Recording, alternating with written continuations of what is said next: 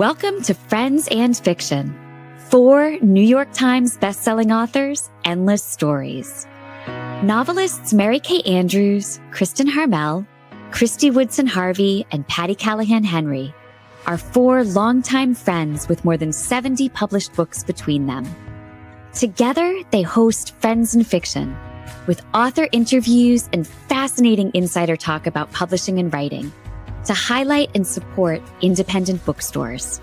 They discuss the books they've written, the books they're reading now, and the art of storytelling.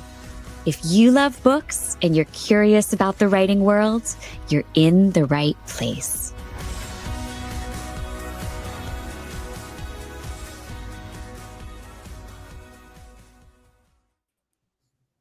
Hello, everybody. Welcome to the Friends and Fiction Show. I'm Kristy Woodson Harvey. I'm Mary Kay Andrews. I'm Kristin Harmel. I'm Patti Callahan Henry. And I'm Meg Walker. And this is Friends and Fiction, 4 New York Times bestselling authors, endless stories to support indie bookstores, authors, librarians, and readers like you. We're thrilled to all be gathered together with you tonight for our one live show of the month, along with our managing director of the Hot Mess Express, Meg Walker, who has joined us to celebrate the release of Kristy's newest novel, Beach House Rules, baby. Beach House Rules. And remember, because it's a live show, we'll be able to see your comments and questions in real time. So post your questions, drop them in, and hopefully we can get to some of them. And be sure to stick around. All right, if you are not with us already, we hope you'll join our Facebook group, which is more than 250,000 members strong. We'd also like to invite you to follow us on Instagram and YouTube and to subscribe to our Substack newsletter, which is full of awesome bonus content. You can find out more about our community on all we have to offer at friendsandfiction.com. Tonight, we are so thrilled to be celebrating the launch of Kristy's new novel, Beach House Rules. Kristy is, of course, this month's Friends and Fiction featured author. And Beach House Rules, yay, is the only book in the world we would have chosen as the FNF pick for the month of May. Beach House Rules will be out on next Tuesday, May 27th, and we are so excited about that. Yay, I can't wait. We want to remind you about the Friends and Fiction 2025 book subscription box, available only through our friends at Oxford Exchange. So if you've already subscribed, then you have received Patti's new book, The Story She Left Behind. But it is not too late to sign up. So if you sign up now, you'll still get Patti's book right away. And next week, you'll probably get my book and Patti's book in the same shipment. Yeah. So it's out in 6 days. You'll get my Beach House Rules. And in mid-June, you'll get Kristin's new book, The Stolen Life of Colette Marceau. All of them signed, all of them hardcover first editions. And you have the option of the forthcoming paperback of MKA's Summers of the Saint, which hits stores June 3rd. And I'm happy to say a lot of you have taken us up on that. So thank you for that. So plus your first shipment will include a Friends and Fiction friendship bracelet and car magnet that are available only in this bundle. So visit Oxford Exchange now to get yours. You can link to that from our website too at friendsandfiction.com. And next week, on Friday, May 30th, we will all be together in person to celebrate Kristy's launch of Beach House Rules. It is with Litchfield Books in Myrtle Beach.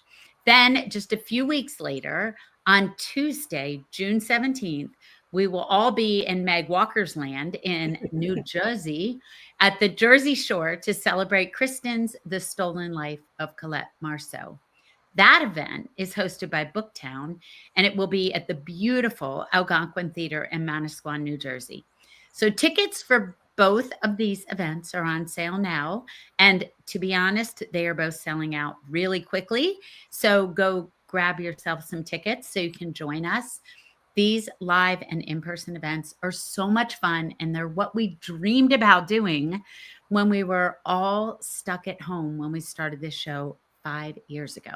So trust us, you definitely want to experience this with us for yourself. Wait a minute. Are we going to get to have walkout music again? Yes. So Yes. I love walkout music. Okay. Now let's. You know what? Bubba asked me the other day why my walkout song wasn't Carolina Girls. I'm like, why is my walkout song not Carolina Girls? We can always change it. What a missed opportunity. Well, we Well, can change that. It I think can we be need to- now, though. That's right. But Especially- let's get on with tonight's show first. Yes, of course. We know that you know her, but just in case, we wanted to tell you a little bit about our Kristy. We consider her ours. Before we talk more about her amazing new book, Beach House Rules. Kristy Woodson Harvey is a New York Times bestselling author of a dozen novels, including A Happier Life, The Summer of Songbirds, The Wedding Veil, Under the Southern Sky, and the Peachtree Bluff series. A Phi Beta Kappa summa cum laude graduate of the University of North Carolina at Chapel Hill's School of Journalism, a winner of the Lucy Bramlett Patterson Award for Creative Writing, and a finalist for the Southern Book Fund.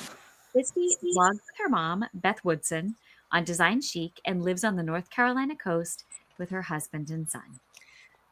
And she's the co-creator and co-founder of the live Wednesday night show, Friends and Fiction. Are you guys familiar with that? You may have heard of, yes. Never heard of it.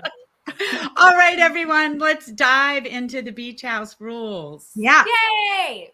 Okay, hello everyone, and thank you so much for gathering to celebrate my pre-launch tonight.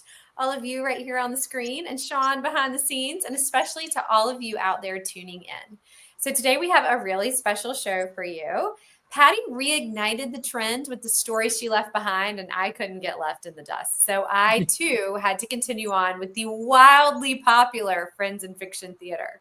Pardon me, but I'm thinking hard about this. Would we call it wildly popular? Does that feel like the accurate phrase for what we've been doing? I think wildly popular sounds nicer than tolerated. Barely. True. I don't think it's fake news, though. It's not fake news. No, it's not fake news. Not fake news. I agree. It does sound better. And Wildly popular in certain circles. in There you go. And I have to say, a bad tradition is better than no tradition at all. Would you That's agree? right. Yeah. Absolutely. Exactly. Exactly. So in the spirit of bad-ish traditions, I decided that instead of letting my friends here play characters in my novel, I would let them take on the persona of Juniper Shore Socialite, the anonymous gossipy Instagram account who, in her words, shares bad behavior and delicious drama in North Carolina's most exclusive zip code. So the idea was inspired by the Raleigh-based Instagram account ITB Insider and the Greensboro, North Carolina radio show that was on when I was a little girl called As Irving Park Turns. And of course, so Juniper Shore Socialite is the most minor character in the book, but was probably the most fun for me to write. So without further ado, I'm going to let the Friends and Fiction players bring Juniper Shore's Socialite to life. And Ron could not be here tonight because he is live with Mary Alice in Cleveland. So I'm actually going to do Ron's part. So I will be a part of it as well. Yay! Yay! All right. Are we ready to roll? Let's do it. Okay. You didn't hear it from me, but Rumor has it, Beach House Rules, the sizzling new page turner by New York Times bestselling author Kristy Woodson Harvey, is making waves. Expect sun-drenched drama, unforgettable character, and twists juicier than a ripe summer peach. Who is ready to trade sunscreen for secrets? Now, word on the shore is this story has everything. A stunning beach house with rules that no one can seem to follow, tangled paths, and more than a few secrets hidden in hand. Who's breaking the rules and who's rewriting them? You'll have to read to find out. If you thought Juniper Shores was pure fiction, think again. Our beloved sun-soaked setting is more real than you might imagine. Picture a dreamy mashup of 30A's iconic Airstream Village, rosé slushes included, obvi, and the timeless charm of the Circle at Atlantic Beach, North Carolina. Now add a sprinkle of small-town gossip and a dash of Southern hospitality and a whole lot of coastal flair, and voila, you have arrived. Strolling through Juniper Shores IRL means catching live music from an open air stage, picking up a locally made candle at the farmer's market, and grabbing fish tacos from that food truck everyone swears by. And don't forget the locals, whether they're rocking flip-flops or pearls, they'll always wave hello or ask you if you've heard the latest. But don't let the laid-back vibes fool you. The waters might look calm, but sharks are lurking just beneath the surface. Just like in the pages of Beach House Rules. Whether it's a whispered secret at the ice cream shop, or a neighbor mysteriously renovating his or her cottage for a guest, this shoreline has stories. And these days, it seems like more than a few of those stories surround Charlotte Sitterly, who is learning the hard way. You can go, what? You're laughing so hard, my cheeks hurt. Go on. I'm trying to emote over here, y'all. Charlotte Sitterly, who is learning the hard way. You can go from high society to high stress in no time flat. Once the darling of the financial world, Charlotte's picture-perfect life came crashing down when her husband, Bill Sitterly, was accused of wire fraud. Her multi-million-dollar waterfront mansion covered in caution tape. Her bank account frozen tighter than a pina colada. Her public meltdown at the Juniper Shores Bank, the stuff of local legend. Oh, tough act to follow. But every cloud has a silver lining, or in this case, a coastal lining. Enter Alice Bailey, queen of the Mommune and patron saint of lost souls. Witnessing Charlotte's bankside breakdown, Alice extended an olive branch, or maybe just a sweet tea, and invited Charlotte and her daughter Iris to move into the Mommune until they could get back on their feet. Is Charlotte ready to swap Hermes for hand-me-downs and join the chaos? Only time will tell. That's me. Of course, the Mommune is no ordinary refuge. With its colorful cast of single moms, kids, and maybe a little too much togetherness, it's a far cry from Charlotte's old life. But word on the shore is that the women of the Mommune are rallying around Charlotte to help her rediscover her strength and maybe even re-enter the workforce. Who says reinvention isn't chic? Personally, I think MKA should just be reading all of the rest. All this?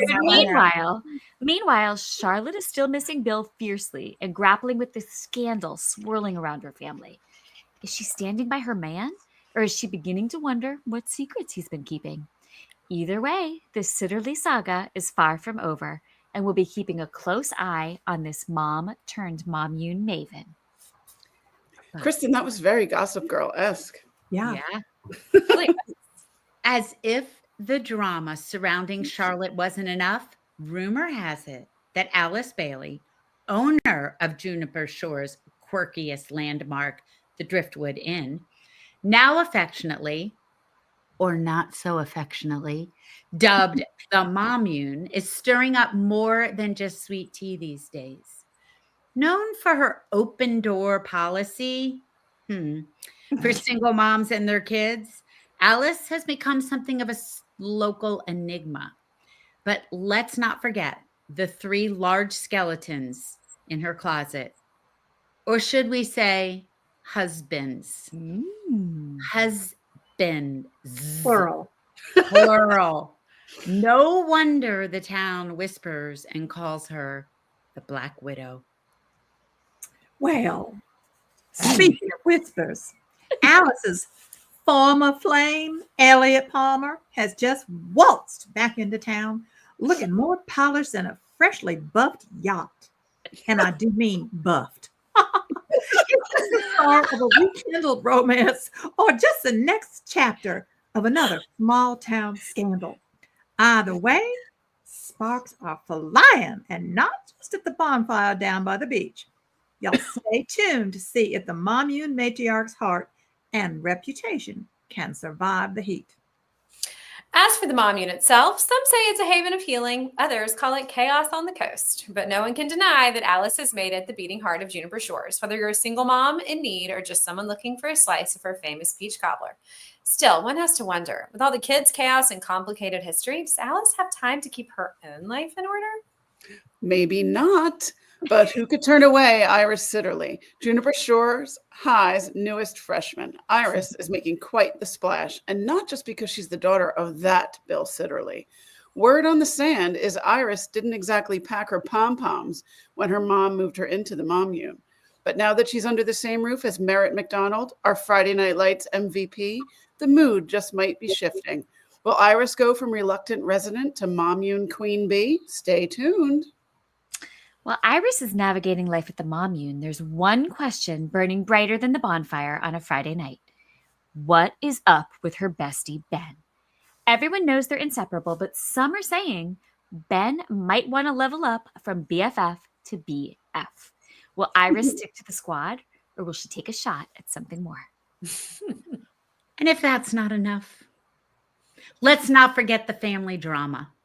Sources say Iris has been asking a lot of questions about her dad's case. Could Juniper Shore's newest freshman also be its youngest amateur detective? A new Nancy Drew, perhaps? If anyone can figure out the truth, it might just be Iris. So don't let the secrets get buried in the sand, Iris. So which Juniper Shore's favorite is counting down the days until Beach House Rules hit the shelves? All of them. That's who. Whoop, whoop. All of us. Well, sources say this book pairs perfectly with a chilled rosé or Mai Tai if you're feeling Mai Tai festive.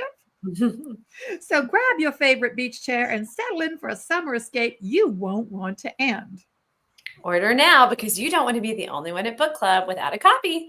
Till next tide, Juniper Shore's Socialite. Woo! You know, I'm kind of exhausted. That was like a lot to write in that voice. That is so much fun, Kristy. It is so good. clever and fun. It's Yeah. really clever. Let's do it again. As clever as that, it's 10 times cleverer in the book. Yeah. Okay, so guys, I heard that we have a little surprise. I think the cocktail cart has arrived. Awesome. Cocktail cart. Ding, ding, ding, ding. Ding, ding. Hello there. What would a book launch be without a signature cocktail? And what a night we have in store for us here. I'm so excited to help celebrate the release of Beach House Rules, Kristy's amazing, amazing summer book that will be in every beach bag. The story of Charlotte and Iris moving into the Mommune and all of the people that live there coming together and really looking out for each other and supporting each other are the beginning of the story. But at the end, it's all about the twists and the turns and the things that you don't see coming that end up showing up on the page. So back to the Mommune, I envisioned a celebratory drink for everybody who sits around to help celebrate a new job, a divorce, something that's positive in their life. So I came up with this drink, and I hope you like it. So we're going to start with gin. I put everything in a measuring cup to make it easier. This is gin. It's the dry kind. I usually like the London dry kind, like a Bombay Sapphire. And then we're going to put in fresh lime juice. And from there, we have rose syrup. And it's in those bottles that you people flavor coffee with and stuff. You can buy it everywhere. Monin, I think, is the brand name, and it's called rose syrup. And we've got a little bit of that to go in here. And then a couple of fun ingredients. This is called Fee Foam. And if you don't like to mess around with egg whites in your drinks because you're a little worried about salmonella or something, this is your substitute that you could use for you. Put a little bit of that in. And then the final thing is dragon fruit powder. Look at that. It comes all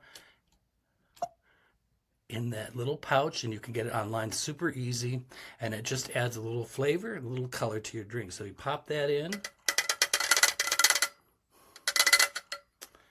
And then we're going to give it a big old shake.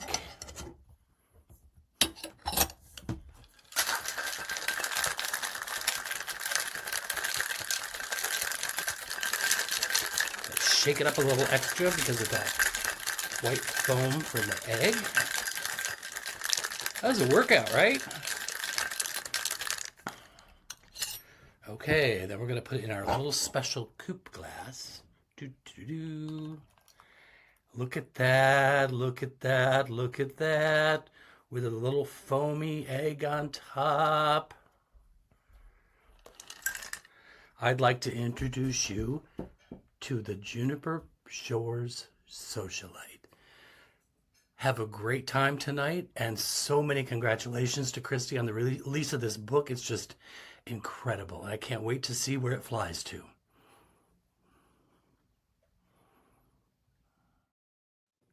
Yay, Ron! That was amazing. I can't wait to try Every time it. he does one of these, I feel so bad that that's not what I'm drinking. Like it looks good. That's all I want in I a know. world right And now. I'm like, I know. oh, if only I had some fee foam and some dragon fruit I've powder. never even heard of fee foam, and I didn't know We're you gonna could have to get order it dragon now. fruit in powder Sure. form.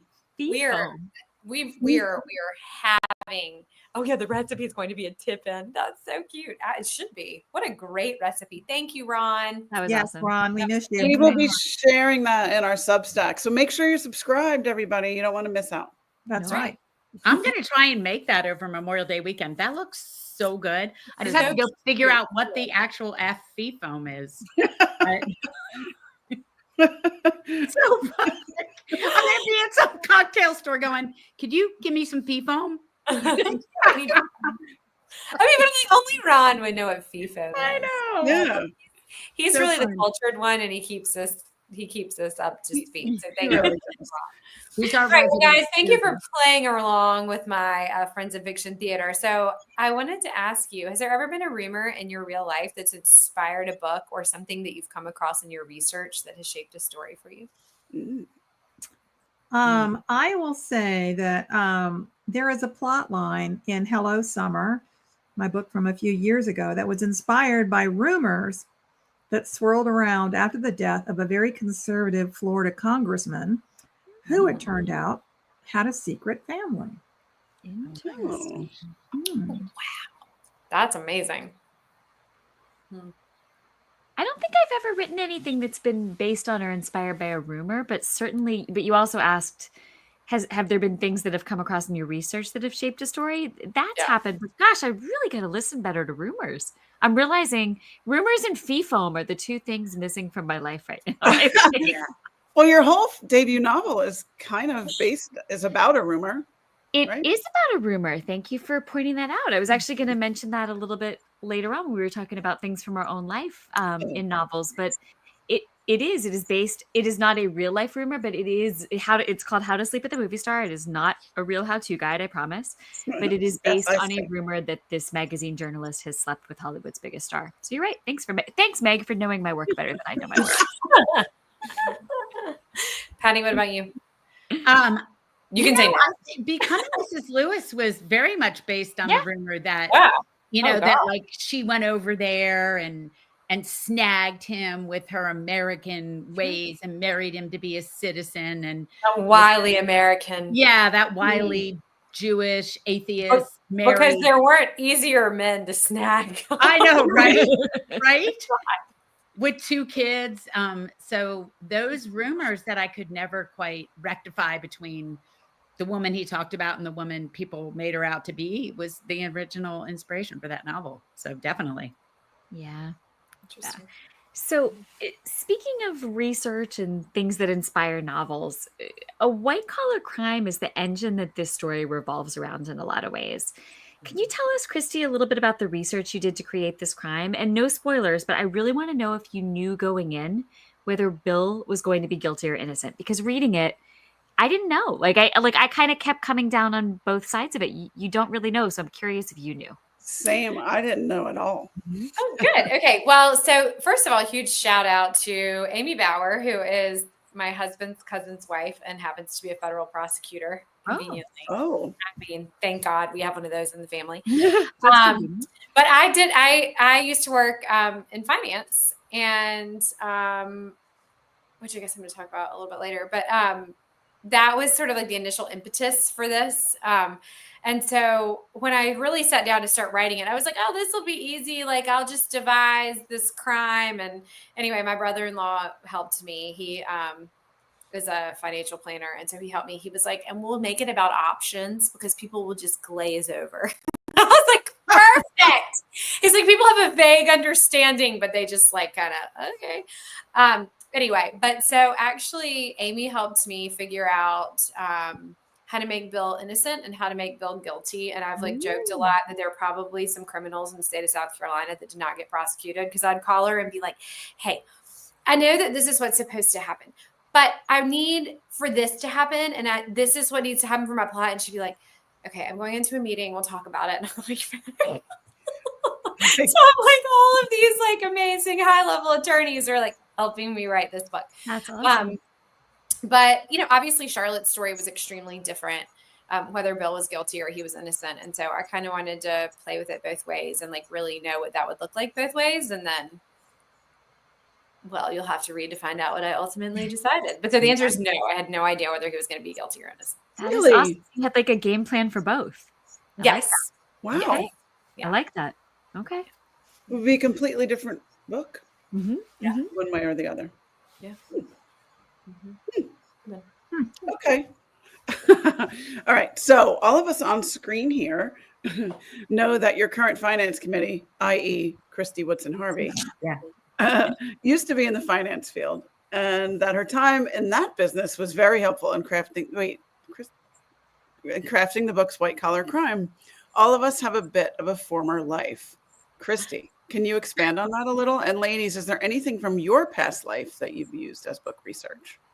Yeah. So I sort of already mentioned, I'm like, I should have known that was the next question and like Matt already answered it. But I will say, I think that was where like the initial, I knew I wanted to write about this commune. And so right away I was like, well, how do I get Charlotte there? Like what's her set of circumstances going to look like? And I just thought a financial crime was perfect because it could keep her both out of her house and out of her bank accounts. And that was something that like I had enough of a working knowledge of that I could vaguely create it and kind of get that first draft down before I brought in the experts to like, you know, fact check and verify. So, yeah. Love it. Kristin, anything that you've... Yeah. So the book Meg mentioned a minute ago, How to Sleep with a Movie Star, was set in the world of magazines. My very first novel. And, you know, they tell you write what you know, right? So what I knew at that time, because I was working in the world of magazines, was the world of magazines. So I acknowledge I was not sleeping with a movie star accidentally or otherwise, but a lot of the magazine stuff revolved around my world at the time. And then every book I have written set in Paris, I think is inspired at least in part by my time living in Paris and my many trips back. So it's great to be able to draw on those life experiences to build something in a fictional world. Mm-hmm. How about you, Patti? Anything from my past life. I mean, I could be wrong and you guys can argue with me. But I think almost everything we ever write, there's some seed of our past life in it. I think it's all in the lint trap. Yeah, it's all in the lint trap. It's all in the compost pile. It's all, you know, different things. But probably the two biggest things for me are my reading life as a child. A lot of the things I read as a child have influenced my work. And you would think I would have written a book about being a nurse or had a nurse as a main character, but I have used it more times than I can count, you know, whether it's a scene in a hospital or a medical issue. I know that I've tapped into it over and over. And the book I'm working on right now, there's some medical things that I've had to tap back to those days and think, okay, in the 1970s and 1980s, what would they have done for this? But I have never, you know, written a character like you, Kristin, as a reporter, or you, Mary Kay.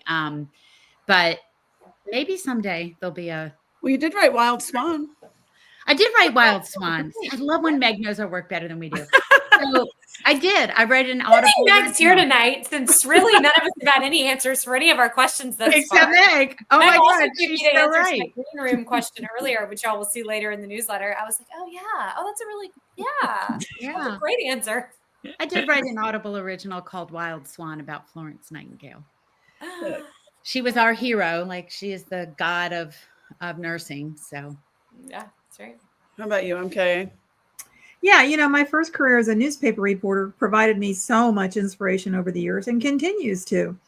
But I got the idea for my second novel, which was called To Live and Die in Dixie, after I'd covered 2 of the murder trials of Savannah antique dealer Jim Williams, which of course was the inspiration for John Barrett's Midnight in the Garden of Good and Evil. And by the way, my book came out first. But yeah, that one, To Live and Die in Dixie, especially was influenced by covering those 2 trials. And I think it'd be interesting to look at every book we've written, you too, Kristy, and say, what part of my life ended up in here? And I bet we could need something for every single book. I'm thinking of your debut, Kristy, when you're holding your newborn. And I think we're inspired by the things we care about. All right, Kristy, you have 3 or really 4 points of view in Beach House Rules. Alice, who is the owner of the Mommune, who is 45, single, and has 3 dead husbands and no children. Then there's Charlotte, whose life has just changed in an instant. We've talked about that. And Iris, her 15-year-old daughter, who is a freshman. And the Juniper Shores socialite, the Instagrammer.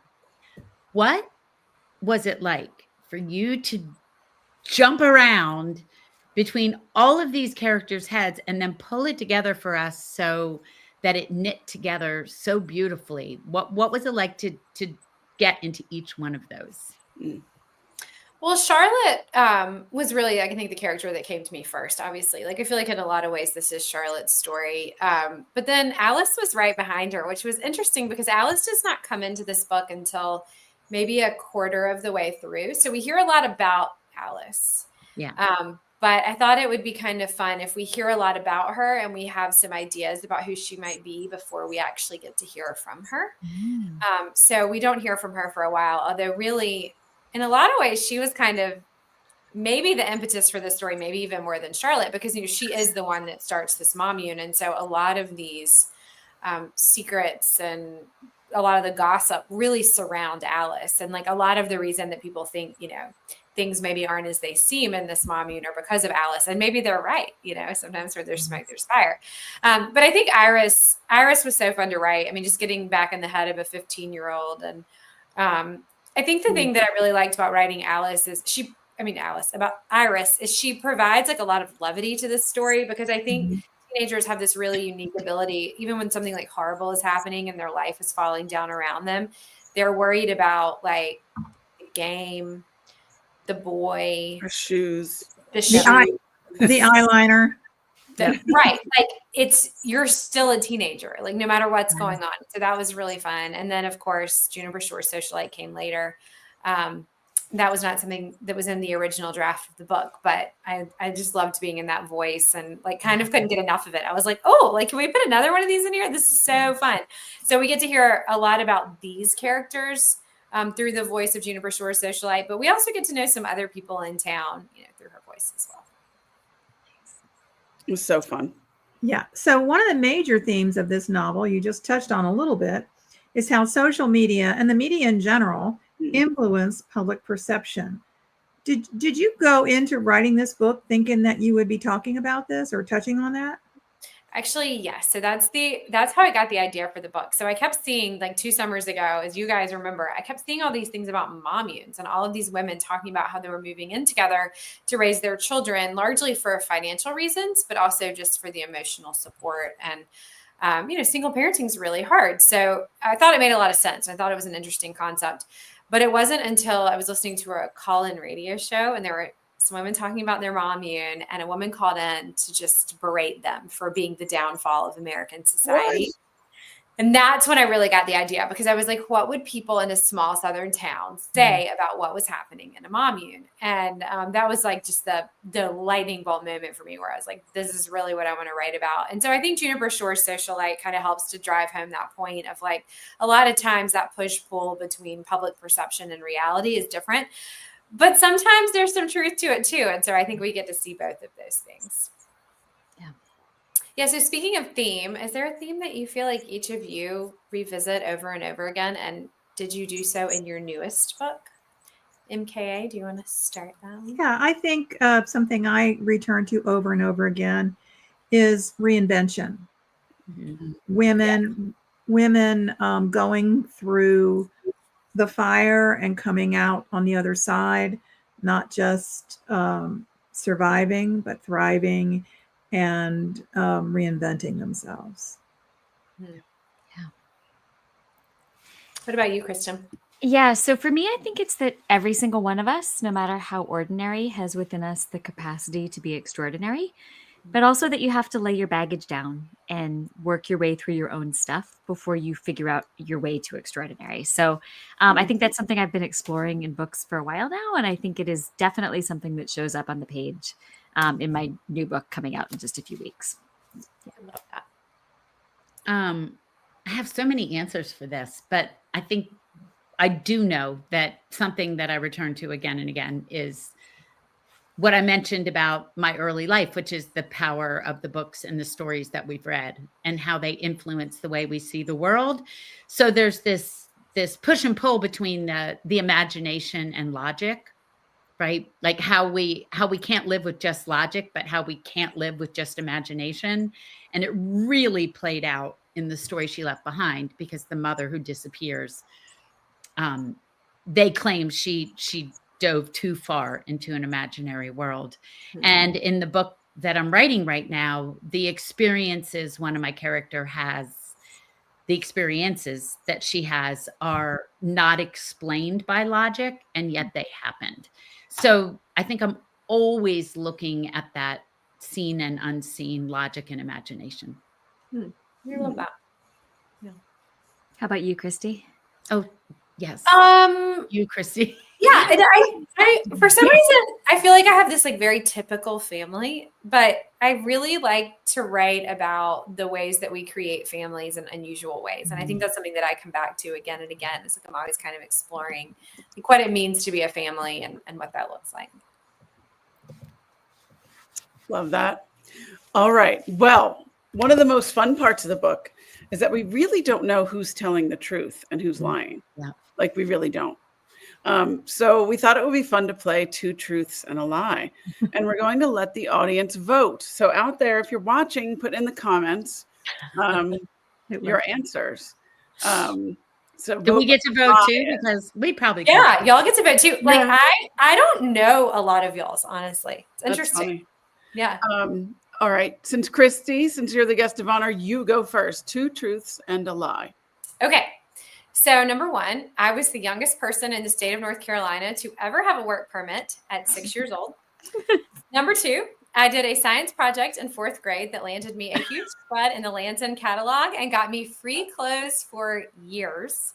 Number three, when Will and I got married, I begged him for years to move to Beaufort and finally wore him down. So we're gonna vote in the chat about what we think is right. Well, no, you guys can vote on screen. We were gonna let everybody else vote in the chat. But we're gonna vote by holding up a 1, 2, or 3. Oh yeah. Okay. Oh, I don't have a thing to hold up. All right. We can just hold up our fingers, right? Like, yeah. Oh, I see. Well, we all know 3 is true, right? Yeah, we all know 3 is true. So what's the lie? I think it's number 2. Yeah, that's my guess too. I was going to say 1. You guys are all wrong. Number 3 is the lie. I was like, I will never move there full time. Do not try to convince me. It is no way. And he convinced me to move for 1 year, and then I never wanted to leave. Oh well, my someone God. out there guessed 3. I saw people. Isn't that funny? 3. Oh my God! I guess I misunderstood that whole thing. I would have placed money.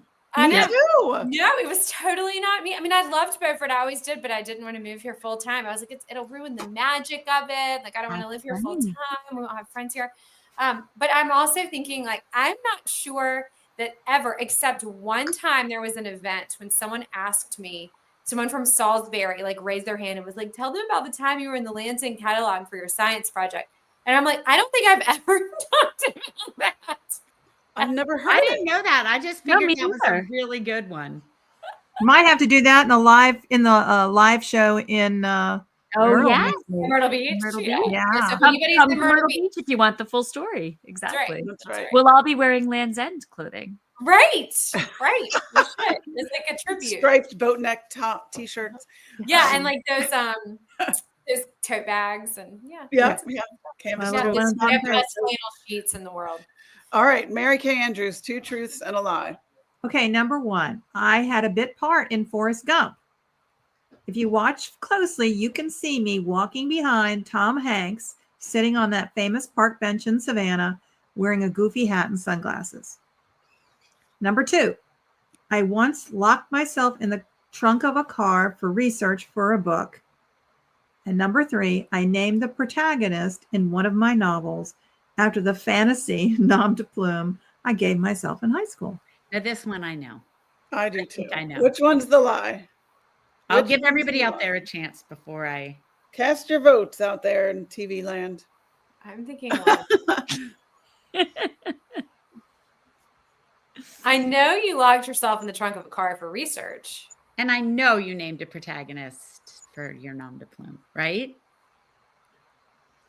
God, am I that transparent? Nobody No. knows. People are guessing. We just people know online you are so voting well. all Crazy different. thing is, one is very believable. Yeah, It it is. is. To- It is. It's totally believable. Like, that's why I had a hard time because I was like, I can really see her doing that. But I remember your story about locking yourself in the trunk of a car because it gave me the heebie-jeebies so bad that like I can't stop thinking about it. Like, A lot of people are guessing 3. And Yeah. I actually felt like the Forrest Gump thing would have come up when we were in Savannah. 'cause Yeah, I we've just been in felt like we Savannah would've multiple told this times happened. together. Like Right. I was like, I Yeah, feel like yeah. we would have heard that. but I mean, you could picture it. There's that lady doing her walk talk again behind the Forrest Gump bench. You know, one of my friends in Savannah was actually an extra in the movie of Midnight in the Garden of Good and Evil. She was in a party scene. Amazing. Oh. Really? Yeah. The my last friend- couple days, I've done like a really quick Instagram video, like while I've been on my walk, and I'm like, oh my gosh, I'm like MKA and her walk talks. Yeah. You've started a trend. Yeah, you guys have started a trend. All right, Kristin Harmel, 2 truths and a lie. All right. Number 1 is I broke both my legs when I was 2, one after the other. So in other words, I broke one, and as soon as it healed, I broke the other. So as you can imagine, my parents were thrilled. Number 2 is in a public speaking class in college at the University of Florida, we had to do a 15-minute speech demonstrating something while using a visual aid. And I brought an actual Major League Baseball player in to use as a visual aid for a speech about how to do the correct batting stance. Number 3 is also in college at UF. I lived down the hall from future NFL star Javon Curse, and I used to beat him in the video game Mario Kart in his dorm room on at least a weekly basis. I don't know this. Wait, let's give everybody a second. And then I I'll- think I know. I think I know. It's so specific. She's very clever. That Yeah, way. there's a lot of detail. I Yeah. was trying to come up with stuff I hadn't like that because I was like, I feel like I've told you guys so many You're of a my really No, good he's liar. things I Yeah. knew. Okay. I'm going with 2. I'm You going think with 2. choose the lie? I think 1's the lie. I think 2 has Kristin Harmel written all It over really does. it.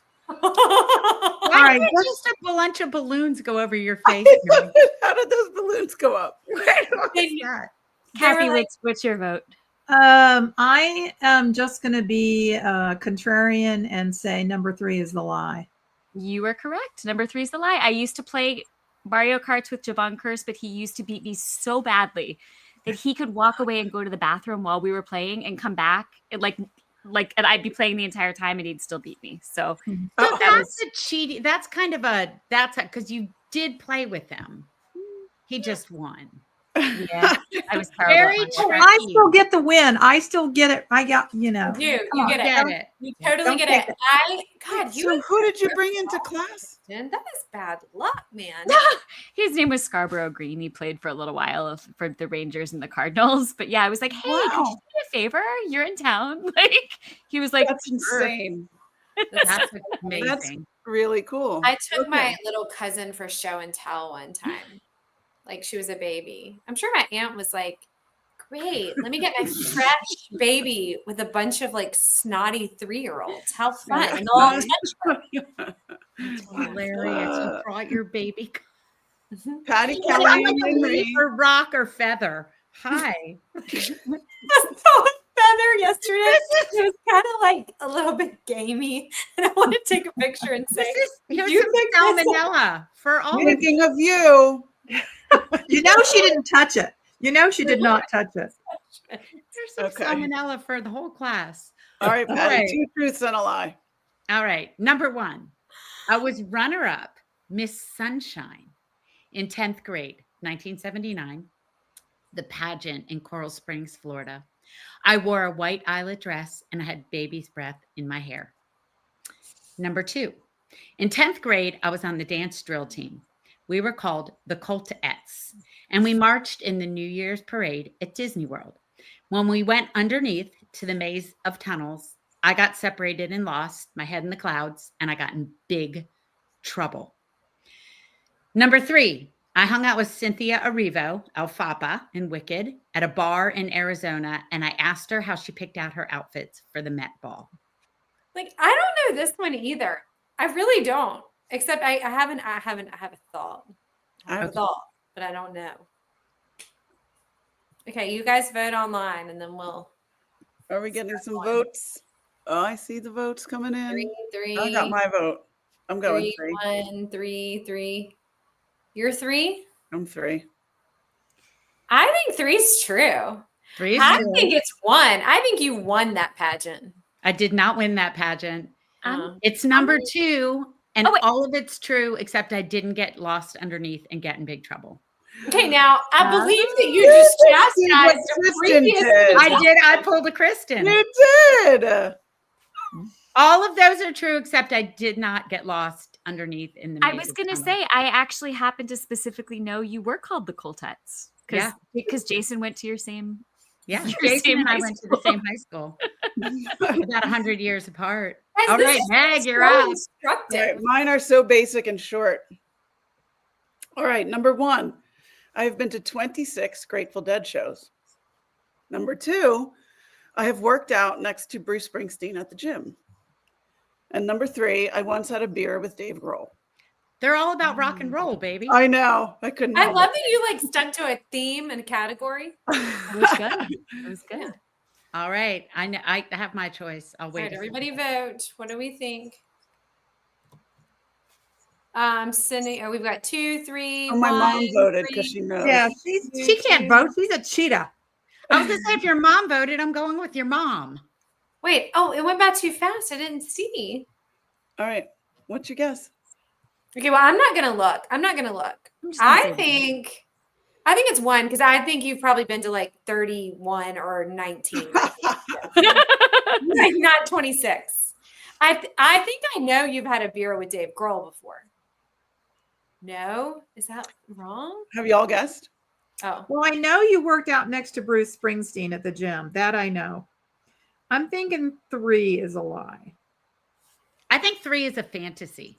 3 is a total fantasy, and if it ever happened, I would shout it from the rooftop. I thought There you would knew be him in real life. You know, there would be so many pictures of that. No, yeah, we should have known because it would have been a martini and not a beer, right? Like Meg wouldn't be having a Yeah. beer. She'd be whatever like, he wanted to drink, I would drink. No, because I was gonna say if Dave was having a beer, Meg would be like, Whatever. "Great, me yes, too." one for me. I'll have what he's having. I have definitely been to 26 Grateful Dead shows with the original lineup when Jerry Garcia was on. Meg, I've that worked is out next to Bruce several amazing. times. Yeah, That is amazing.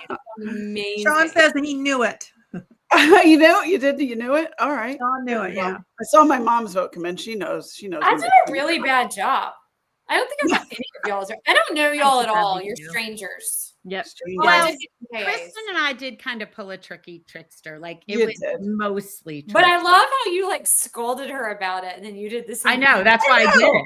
That's why I did it. I wanted to throw you off so you wouldn't know which one I told a lie about. Kristen, the scapegoat as usual. All right, everyone. For all of you watching and listening, we want to remind you that pre-orders and first week orders mean everything when it comes to new book's trajectory. So our Kristy works tirelessly all year long to create the magic that is Friends in Fiction. Balance the checkbook. Yep. Balance the checkbook. Make sure you get your subscription box. Make sure you get your merch. This is your girl. And you can thank her right now by purchasing a copy of her book from your bookseller of choice. And that is the perfect way to say, Kristy, we love you and we appreciate you. Thank you. That's Yes. great. You know, we encourage you, of course, to rush out and pre-order your copy of Beach House Rules. Perfect place to do that is in the Friends and Fiction shop on bookshop.org. You'll not only be getting it at a discount, but all of your purchases there support our show, our guests, and indie bookstores nationwide. In other words, hashtag buy her book, damn it. Yep. Please. Please. Please. Kristy, can you remind everyone where they can get signed copies? And don't you even have, are there some giveaway freebies? I do, and I left the screen to go get them. I do have I was going to say, Kristy left. She's gone. She went on I book tour. just got tired of this. I was Went like, on no, book tour. I'm doing this for 5 years. Peace out. No, so everyone, I have a little, you can go to my website, KristyWoodsonHarvey.com. And one of my blog posts talks about this. It's in my link tree and my Instagram. It's pinned on Facebook.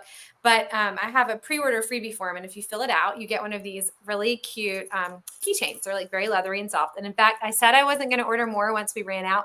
But we ran out and I just ordered 200 more. But we've already gotten 66 more today. So if you want one of these, fill out the form. So keychain, this super cute little refrigerator magnet that I love, and a Beach House Rules bookmark, and a signed book plate. And that's, from your bookseller of choice. We're also doing something until tomorrow, I think, where we're going to pick 10 people randomly who have filled out the pre-order freebie form at any time. So if it was a year ago or it was right now, and 10 of you are going to win a paperback copy of A Happier Life. That's awesome. Awesome. Yeah, so thank you guys so much for being here to celebrate with us and witness another historical presentation of Friends and Fiction Theater. It was amazing, and I'm so appreciative to all of you. Oh. Yeah. I am just appreciative that you gave Mary Kay the opportunity to pull out that accent, because that just That made was my night. that So was It was fabulous. that was That worth was great. everything. Fabulous. Yes. Fabulous. Absolutely. Okay. So don't forget to visit friendsandfiction.com for details on our show schedule, upcoming in-person events, and links to the award-winning Friends and Fiction official book club with Brenda and Lisa, our merch store, and our Substack newsletter sign-up. Speaking of our book club, their next pick is Beach House Rules. Have you heard of that book? We've been telling you a little bit about it tonight. So Kristy will be joining hosts Brenda and Lisa on Monday, June 23rd. You can be there too. Kristy will be live on the book club page on Facebook. And that's Monday, June 23rd at 7 p.m. We hope you'll see her there. Did someone say merch store? Merch store. Did Merch someone? store. I thought someone did. Okay. So did you all see that we added 2 fun new beachy summer colors to our t-shirt line in our bonfire store? So stinking cute. Oh, So They not are. only do they boom with the new books, but you can wear them to the live events and match the books. And what more could you want? So check it out and grab these hot pink and turquoise Shirts. Sure. Shirts. We're not yet selling T-shirts, shoes. which are the ideal wardrobe choice for our upcoming live events, like I just said. All right, y'all. That's it on the t-shirts. They're pretty hot. I want both. And since you love the accent, I'm just going to keep going. Yes, going. do it. Speaking of our Substack, you can read all of our free weekly posts on the Substack website or app, or subscribe for free to get them directly in your email inbox. And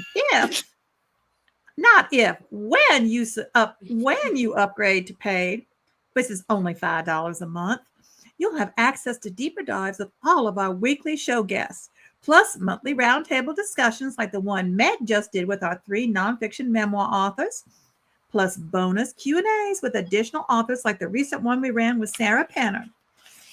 If you enjoy tuning in for our weekly author interview shows, who doesn't? This is a big way you can support us for just $1 a week. Check us out at friendsandfiction.substack.com. And we have one more exciting announcement. Friends in Fiction has recently partnered up with Talitha Coffee. It's a woman survivor-founded company based in California with a deep passion for combating human trafficking. Talitha's co-founder, Jenny Barber, was determined to make a difference after witnessing the devastating intergenerational impact of the issue from a young age. Every time you buy Talitha Coffee, you help change lives through hiring, training, and comprehensive support for survivors of sex trafficking. Join us in making a difference, one cup at a time.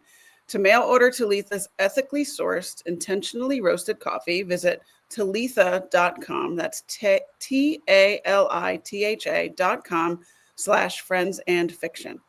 And lucky you, if you're coming to Kristy's launch event, the live in-person event on May 30th in Myrtle Beach, Talitha is sponsoring that event. And attendees will get to sample their coffee at the luncheon and will even get to go home with some fun swag. So for the rest of you, hop on over to our affiliate link, talitha.com/friendsandfiction, and buy yourself a bag of coffee right now. We did. Kristy, where can our community catch you on the road? So forgive me, sorry. How can they follow you online? But not in person. Don't follow her in person. That's stalking. Don't do that.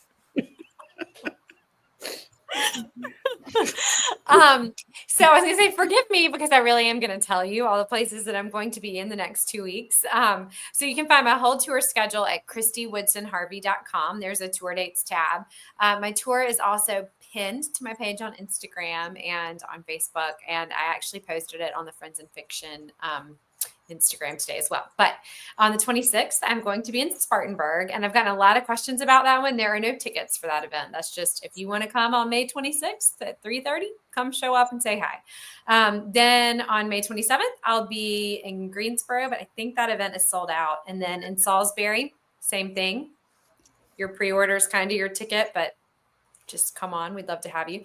May 28th I'll be in Chapel Hill and Raleigh. And the 29th, I'll be in Kinston and Ocean Isle Beach. The 30th, I'll be with this crew in Myrtle Beach. The 31st, I'll be in Westminster and Severna Park, Maryland. The 1st in Franklin, Indiana. The 2nd in Uniontown, Ohio, and Brooklyn, Ohio, with our friend Ron Block. Then I'll be in Georgetown, Texas, Dallas, Texas, Waco, Texas, Doylestown, Pennsylvania, Beaufort, North Carolina, and then I'll take a few days off before I hit the road again. So if you want to check out any of those tour dates, I'd love to see you. And we're days off.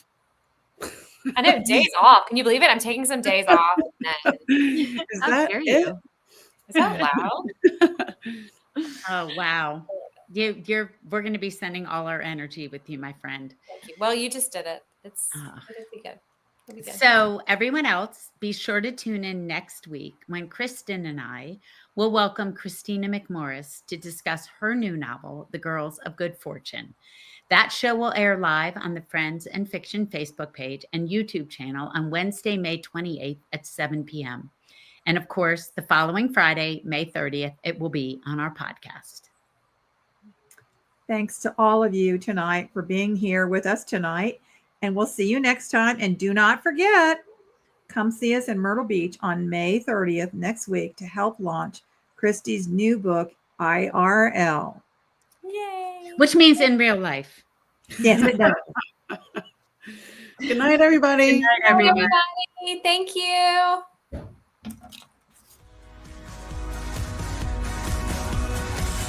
Thank you for tuning in. You can join us every week on Facebook or YouTube, where our live show airs on Wednesday nights at 7 p.m. Eastern Time. Also, subscribe to our podcast and follow us on Instagram. We're so glad you're here.